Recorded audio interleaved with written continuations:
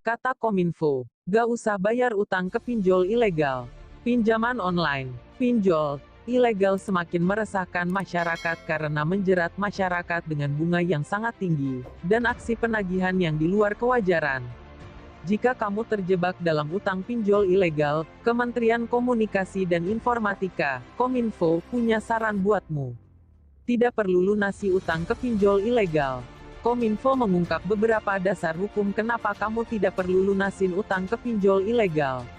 Pertama, dari sisi hukum perdata, perjanjian yang dibuat antara peminjam dan pinjol ilegal tidak memenuhi aturan suatu perjanjian sesuai dengan pasal 13 KUP, Kitab Undang-Undang Perdata. Status ilegal dari OJK membuat semua perjanjian utang antara nasabah dan pinjol ilegal tidak sah di mata hukum, ungkap Kominfo dalam Instagram resminya. Dikutip Sabtu, tanggal 27 November tahun 2021. Kedua, dari sisi pidana, pinjol ilegal melakukan pemasaran sesuai pasal 368 Kitab Undang-Undang Hukum Pidana, KUHP.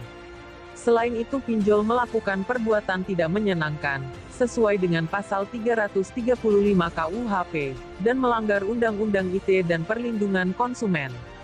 Kominfo menyarankan masyarakat melakukan hal ini sebelum mengajukan pinjaman ke pinjol.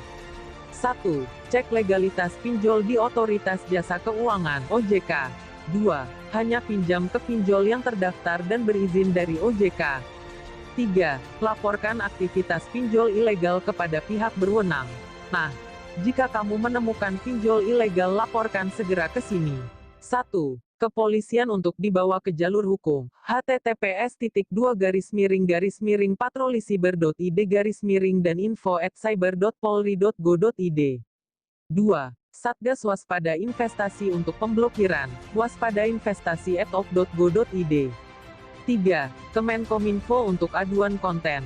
aduankonten.id, aduankonten@kominfo.go.id, atau menghubungi 081192245545. Oke, terima kasih teman-teman sudah menonton video ini, semoga bermanfaat.